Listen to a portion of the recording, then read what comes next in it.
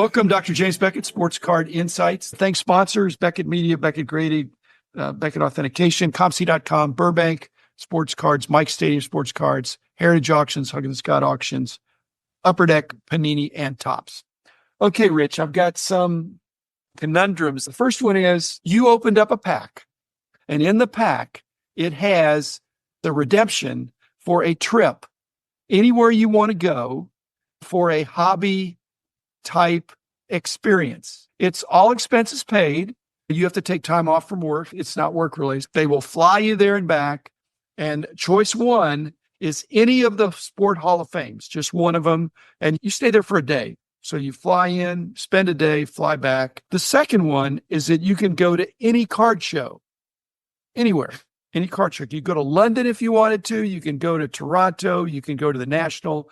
All expenses paid. One day you're there. Okay. The third one is the one they're touting the most, and that is to fly to Taiwan to see the Otani ball on the 96th floor of the skyscraper. Now, it's going to take you 20 hours to fly there, and then you're going to be there for 24 hours. You're going to look at the ball, which looks like every other ball, and then you're going to come back and spend another 20 hours on the plane. Get all expenses paid. Each one of them is going to knock out 2 or 3 days. Which one? You got to pick door number 1, door number 2, or door number 3. You got to go to a Hall of Fame. I'm glad you mentioned the London show because that's where I'm going. Okay. That probably is a good answer because that would be the most challenging. And if you're like me, you've probably been to all the Hall of Fames anyway. And most of the shows around here you could go to, or you did go to like I did.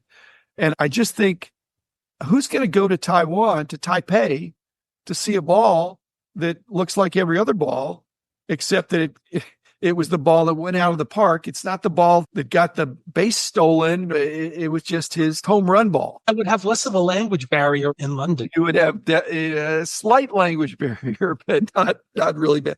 So I just don't get it when they're talking about how much money that is, and they're going to put it on display. Are people even in Taipei going to go and see the famous ball? I would suspect, as popular as Shohei is, yes, I think they would, because there were probably more people in Japan watching the World Series than there were in America.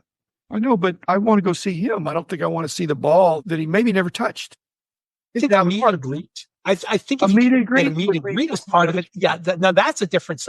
You see the ball, but you also get a meet and greet. Okay, that would be something that I would really consider. My point is that any memorabilia thing that is not immediately a wow in terms of from a distance, from seeing that, hey, I've never seen a ball that looked like this, or I've never seen a jersey from the turn of the century. But even that, the picture could do it justice. And I was just researching flying 20 hours to get to Taipei. Well, you get the frequent flyer miles. Okay. And use that to go somewhere else. Okay. Second question. When we're talking about cards that have subtle differences and are serial numbered on the back, but on the front, the difference, which you can tell if you know, there's a border treatment that differentiates this card, which is a 1 of 1, from this one that's a 1 of 10, 1 of 50, 1 of 100, whatever. Basically, they're all border treatments that drastically affect the value of the same image, same picture of the guy. How is that different than a fine art situation with a different frame? In other words, you have an old master painting and it has a cheap frame as opposed to an expensive frame, or a jewel encrusted frame, or a period frame that is a work of art itself. It's still the Mona Lisa with a different frame. My point is, buy the painting, not the frame. Buy the card, maybe not the border.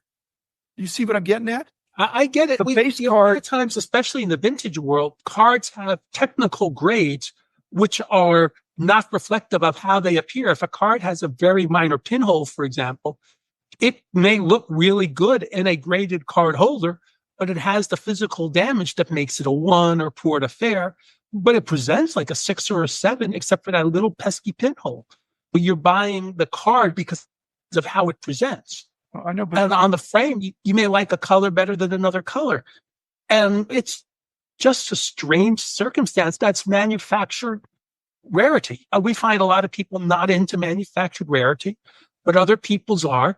But how many people chase what they call rainbows of getting one of every print run of a player? A lot.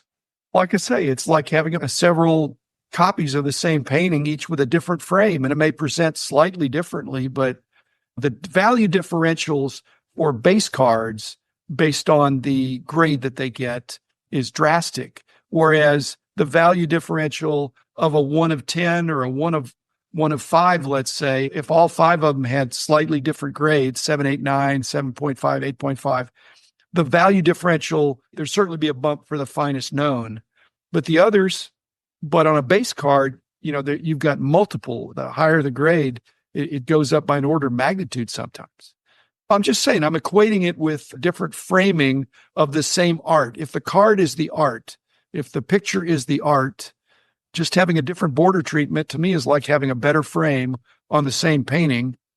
And so it shouldn't be that much more, but it is. And plus, some of these parallels, there are like 40 different versions. Sometimes it's really hard to tell the difference between fuchsia and red and blue and purple and gold and copper. That's why I like serial numbers, gives you a clue as to which one it is. Yeah, and aesthetically, I like the serial number to be on the back of the card.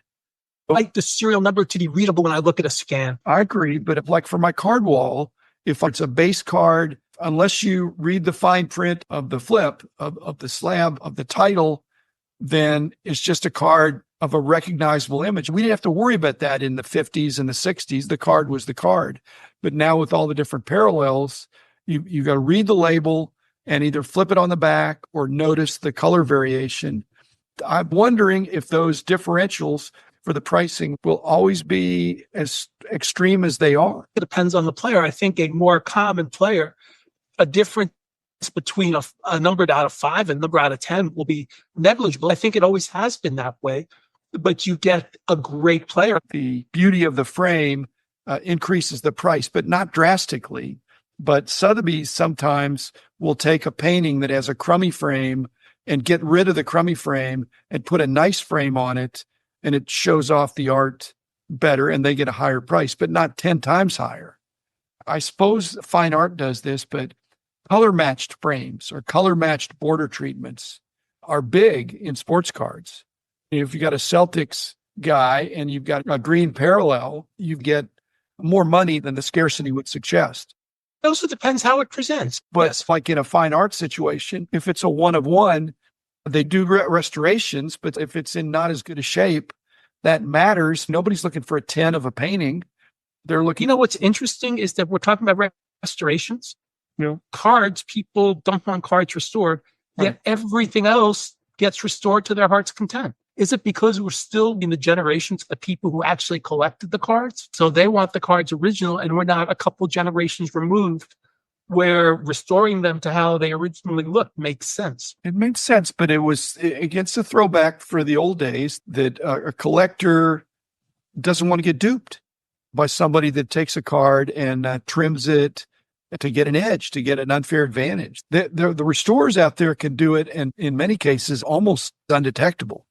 Been going on for 40 years. At least 40 years, yeah. Look, the first things were the 76, the gallery reprints, which were so good, they fooled everybody. Did you know those were my cards? Those were your cards? Yes. They were used. Hey, Charlie Brooks said, "Can I borrow some of your cards?" There is a story in itself. I know. That actually could get me in trouble. But those are the ones that he said he forgot to put reprint at the bottom. Yeah. Or that it got knocked off. Yeah. But you didn't know what he was going to do with them.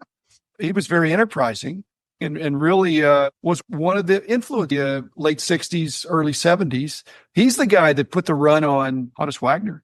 I was going to say, he's the guy with the advertisement. This card is worth $1,500. Yeah, that was Charlie. And I was up there a lot because he was up in Detroit. I went to his store a lot, and it was just really disorganized. And he said, "I probably got these cards somewhere, but if you could loan me these cards," and I'm sure I didn't write anything up. I said, "Oh, sure. Okay." Jim, you're 50 years later, you're not going to get in any trouble. You didn't know what he was going to do with them. I definitely would not have approved of doing anything that would be attempt to be deceptive. And he swore that it was a mistake on the first run of them. But the cardstock that he used was pretty close, was thicker. And then they put the reprint, whatever it was, 76. But that was a year after I got to Bowling Green. And he probably went to Frank Nagy first, and Nagy probably said, "No, And there were other serious collectors up in the Detroit area, but I was up there a lot. I just said, sure. We had good business dealings, but this was just a favor. Yeah. I don't think I got anything out of it. Okay, how disability friendly is the hobby now? Are we getting better in that? This guy had MS. And so sometimes that means they walk slowly. Sometimes that means they're in a wheelchair. Sometimes they have a walker. Has the hobby made proper accommodation for that at these shows and at the stores? Because I don't see that many disabled guys at the shows, guys or gals. I think it's the effort is why a lot of people don't do it. We are friendlier than we used to be because the world is friendlier towards it. But you're right. I do see people in wheelchairs at the Dallas Card Show. Yeah. And there's enough room for them to at least move a little. I know he doesn't walk around a lot, but our friend Jerry Adamic was in a cane and he sets up at the show. One of our mutual friends loads him in and loads him out. But Jerry does the show and he gets to the table. But Jerry's an awesome guy. But he also has one of the tables that's closest to the parking lot, which I think is a wonderful accommodation. Actually, so does our friend Duke, who's not walking as well as he used to either. Duke's real near it too. Kyle's hours have shrunk over the years as he's squeezing in more tables compared to the way it was 5 years ago. 5 years ago, the fire marshals were monitoring every inch. At the show last time, they said, you can't sit in the aisle. If I want to sit down and look at a dollar box, which I did for a while at a couple of different tables, they said, you can't sit in the aisle. And there wasn't room to come around by his tables. The guy was kind about it. He wasn't a fire marshal, but he was representing the hotel. Like you, I have certain people that are my go-to people at the show. And most of us value box people, we have the same people. Yeah. We all go to the same tables. It's not a secret for the value box people where we're going. We differ in this philosophy, but I have one guy that I don't go to anymore that had a dollar box. I said, what would my price be if I bought a whole bunch? And he said, I'll work with you. And I made the mistake of digging in. So I pulled out like 100 cards and he said, that'll be $90. So I was hoping to do better. My philosophy is, you wouldn't, is that if I'm pulling a card from a dollar box, I am happy to pay you $1. If you tell me there's no discount, I would prefer a discount. But I also do buy a few less cards than you do too. So I try to be more laser focused on stuff I think I'm going to do better on. I once sent you my results from a dollar box I bought. I know. Yeah, I'm jealous of your results. You did great. I think I have more misses than you do, but I have more quantity. And on that's my point. You have more quantity. I have less quantity, so I'm more comfortable with the dollar because I am going to be more laser focused on staying in my lanes. But for this dollar guy, I'm not saying I had the last laugh, but I wasn't going to make a scene. I was hoping to do better.